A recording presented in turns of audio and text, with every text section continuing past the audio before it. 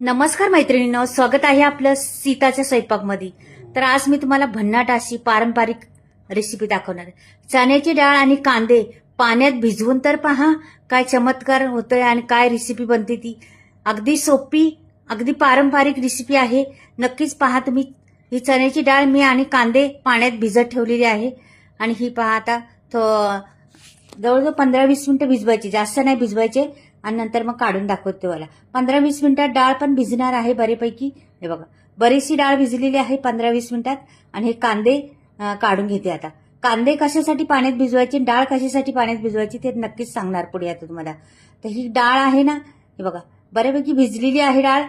तर आता हिला मी ना धुवून काढणार आहे, पाणी बाहेर काढणार आहे आणि नळाखाली नेते आणि स्वच्छ धुवून आणते तिला डाळीला परत एकदा। पहिली पण धुतली होती, परत एकदा धुवून आणते। हे पहा, आता परत मी धुवून आणलेली आहे। आता इथे मी मिक्सरचा जार घेते आणि हे डाळ आहे ना वाटून घेणार आहे। पहा, आता 2 वेळा होईन वाटून ती। हे पहा, 2 वेळा लागणार आपल्याला वाटायला। तर मी बऱ्यापैकी करणार आहे ती रेसिपी। तो पदार्थ खूप छान लागतो आणि हा पदार्थ तुम्हाला 3-4 दिवस टिकणारा पदार्थ आहे। 3 दिवस तरी टिकतो, आरामशीर टिकतो हा, काहीच होत नाही याला। तर हा असा पदार्थ बनवणार आहे। नक्कीच पहा तुम्ही व्हिडिओ संपूर्ण। खूप उपयोगी व्हिडिओ आहे आणि खूप पारंपरिक आहे, जुन्या जमान्यातली रेसिपी आहे ही। तर ही पहा, आता मी हे काढून घेते सर्व डाळ। एकाच भांड्यात पूर्ण काढून घेते डाळ आणि पाणी परत ओतून देते मी। आणि ती डाळ राहिलेली ना ती काढते। ही डाळ पुरी काढलेली आहे। आता परत हे वाटून घ्यायचं। जास्त जाड पण नाही वाटायचं, जास्त बारीक पण नाही वाटायचं, अगदी मिडियम मध्ये वाचायचं। एखादी अर्धी डाळ राहिली अर्धी मुर्दी तरी चालेल, पण एकदम बारीक नाही वाटायची ह्याला। तर हे बघा मी अशा पद्धतीने वाटलेलं आहे, तुम्ही पाहू शकता। ही मी काढून घेते ह्याच्यात पूर्ण। पहा कशा वाटले। पाणी घालून वाटायची, जरासं थोडंसं पाणी टाकायचं, मी पटकनी वाटून होती। आता हे सर्व काढून घेते मी पूर्ण भांड्याचं आणि त्या झाकणाचं पण वरचं सर्व काढून घ्यायची आणि नंतर मग पुढची दाखवणार आहे तुम्हाला काय होते। हे सर्व काढलेलं आहे आपण। आता ही भांडी बाजूला करते मी, डाळ पण बाजूला ठेवते थोडा वेळ आणि आपल्या कांद्याकडे जाते। आता हे कांदे भिजत घातले होते ना, तर हे कांदे काय करायचे, कापून घ्यायचे। तर हे भिजत कांदे का घातले, तर आपण कापताना कांदे कडू होत, डोळ्याला कडू येते। तर हे बिलकुल कडू येणार नाही असं भिजत घातलं थोडा वेळ। नाहीतर आता मी भिजत घातलं, तुम्हाला वाटलं भिजवायचं नाही तर तुम्ही स्वच्छ नळाखाली नेऊन कांदे धुवून काढायचे। स्वच्छ अशी घसघसा घासायचे आणि धुवून काढायचे कांदे। कांदे जरा पण तुमच्या डोळ्याला पाणी येणार नाही, कडू होणार नाही किंवा काहीच नाही। अशा पद्धतीने त्याच्याकरता मी सोलून ठेवले आणि डाळीतच टाकले होते। त्याच्यामुळं कांद्याला कडू येण्यासाठी तो कांदा मी भिजत घातलेला आहे। आता डाळ पहा पुढे तुम्ही। तर इथे कढई ठेवलेली आहे, कढईमध्ये पळीभर तेल ओतलेलं आहे मी। एवढं तेल पुरेसं आहे एवढ्या घ्यायला। तर इथे पहा मोहरी टाकलेली आहे। मोहरी तडतड आवाज आला का लगेच जिरं टाकायचं, म्हणजे दोन्ही पण संगच फुलतात मस्त। मिरच्या टाकायच्या, मी 5-6 मिरच्या घेतल्या होत्या चांगल्या, त्या कापल्या, त्या टाकल्या।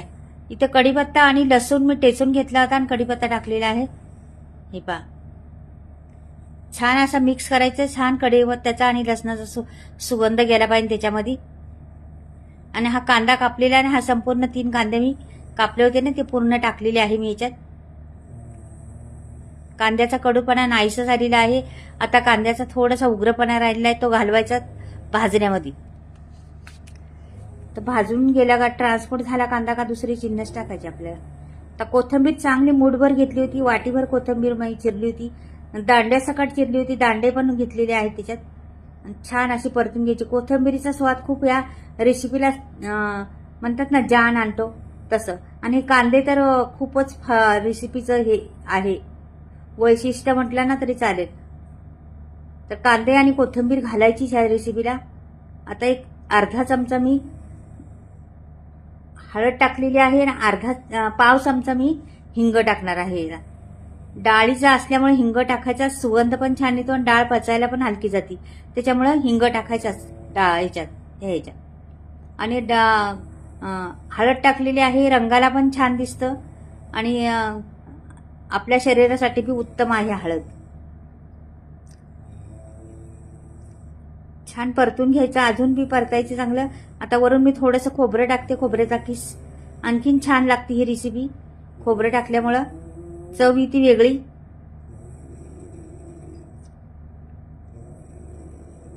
आता ही डाळ वाटलेली आहे ना, ती सोडून द्यायची ह्याच्यात. ही संपूर्ण डाळ सोडून द्यायची, सगळीकडून मिक्स करायची. आता एकजीव करून घ्यायचा.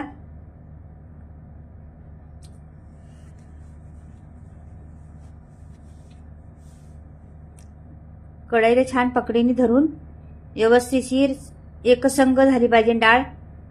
आणि मसाला तो आपण परतलेला आहे तो एवढाच मसाला लागतो, काहीच लागत नाही ह्या रेसिपीला. पण ही रेसिपी खायला एवढी उत्तम आहे ना, तुम्ही एकदा करून पहा. ही रेसिपी पारंपरिक आहे, पुराण्या जमान्यातली आलेली आहे. ह्याला बरीच नावं आहेत, तुम्हाला सगळी नावं सांगणार आहे. कुठली कुठली नावं आहेत या रेसिपीला ती पूर्ण नावं सांगणार आहे. तुम्हाला कुठलाही म्हणायचं ते म्हणू शकता. पण ही रेसिपी 3 दिवस टिकणारी आहे. ही रेसिपी जरासुद्धा खराब होत नाही. ही रेसिपी आपण प्रवासाला कुठेही गेला 2-3 दिवस आरामशीर राहू शकते. तुम्ही मुलांना टिफिनला द्या, तुम्ही तोंडी लावण्यासाठी घ्या, किंवा तुम्ही अनेक प्रकारे तुम्ही ही रेसिपी वापरू शकता. ही रेसिपी नुसती चमच्याने खाली तरी छान लागते. एवढी जबरदस्त रेसिपी आहे ना, तर तुम्ही पहा. चपातीवर, भाकरीबरोबर, फुलक्यावर, कशाबरोबर खा. ताटाची शोभा वाढवण्याची काम ती भरपूर करते. अनेक वेळा खूप उपयोगी पडणारी रेसिपी आहे. तर ही रेसिपीचं नाव तुम्हाला सांगते. ही रेसिपीचं नाव आहे मोकळं झुणका, मोकळं पिठलं, मोकळं आळण. ही 3 नावं आहेत त्याला. ह्याला मोकळं म्हणतात, मोकळं पिठलं, मोकळं झुणका, मोकळं आळण, अशी 3 नावं आहेत. खूप पारंपरिक रेसिपी. आमच्या काळात म्हणजे आता जुन्या आम्ही लहान होतो त्यावेळेला आम्ही कुठे पिकनिकला गेलो, कुठे गेलो, स्कूलमधून पिकनिक निघते किंवा काही असं, तर आमची आई हमेशा हे झुणका बनवून द्यायची भाकरीवरती, किंवा चपाती बनवली ती चपातीवरती. ही 2-3 दिवस आरामशीर राहतं. आणि कुठे बाहेर प्रवासाला जा, कुठे जा, सहलीला जायचं आम्ही, त्यावेळेस आमची आई द्यायची आम्हाला. म्हणजे अनेक प्रकारे ही उपयोगी पडणार आहे. खूप पुराण्या काळातलं आलेलं आहे हे. तर हे एकदा बनवून पहा तुम्ही. अगदी सोप्या पद्धतीत आहे, काही अवघड नाही. आणि एकदा बनवून खा तुम्ही, खरंच जबरदस्त आहे त्याला म्हणतात. अगदी तोंडाला 2-4 वेळा त्याला गरम म्हणजे स्लो गॅसवर भाजून घ्यायचं, परतून घ्यायचं. मग छान ते भाजलं जातं, मोकळं होतं, एकदम फडफडीत होतं एकदम. बघा, एवढं आपण पाणी घालून वाटलं होतं ना, तरी पण फडफडीत झालेलं आहे, एकदम मोकळं. बाकी ते शिजलं आहे. आता छान सुगंध त्याचा सुटलेला आहे, खमंगपणा मस्त. त्याच्यावरून तुम्ही तुपाची धार टाकली तरी चालेल, एवढं आणखीन तुपट छान लागणार आहे ती. साजूक तुपाचा 1 चमचा भरून टाकला ना तरी चालेल, त्याच्यावर खूप छान लागतं. आणि खूप टिकण्यासाठी फायदेशीर आहे भाजी म्हटलं तर. हा मोकळा झुणका, मोकळा पिठलं, मोकळा आळण ह्याचं नाव आहे. 2-3 प्रकार आहेत नावांमध्ये. कोण ते बोलतं. तुम्हाला कुठलंही बोलायचं बोला, पण बनवून खा एकदा. काही बोलल्या, नाव दुसरं वेगळं ठेवलं तरी चालेल, पण एकदा बनवून खा तुम्ही. खरंच मन तृप्त होईल तुमचं. आणि तुम्ही मैत्रिणींनी बनवलेत का हे खाल्लं का कधी, हे नक्कीच मला कमेंटमध्ये सांगा. का ताई आमच्याकडे हे बनवतात म्हणून, का आम्ही हे खातो म्हणून. तर नक्कीच मला कमेंटमध्ये सांगा. आणि कुठून पाहताय ते पण सांगा. तर हे मला तुमची कमेंट आलीच पाहिजे. तर कसं वाटलं माझा हा मोकळं आळण, मोकळं झुणका, मोकळं पिठलं. खोबरं पेरायचं, वरून थोडंसं कोथिंबीर पेरायची, का झाली आपली डिश तयार. अगदी मस्तच एकदम. पहा बरं किती रंग सुंदर दिसतोय, किती छान दिसतंय. एकदम मोकळं फडफडीत झालेलं आहे का नाही. तर अशा रीतीने रेसिपी बनवत जा, खात जा. आणि मुलाबाळांना बी खायला घालत जा. जुन्या जमान्याच्या आठवणी राहू द्या ताज्या. तर चला बाय, परत भेटूया.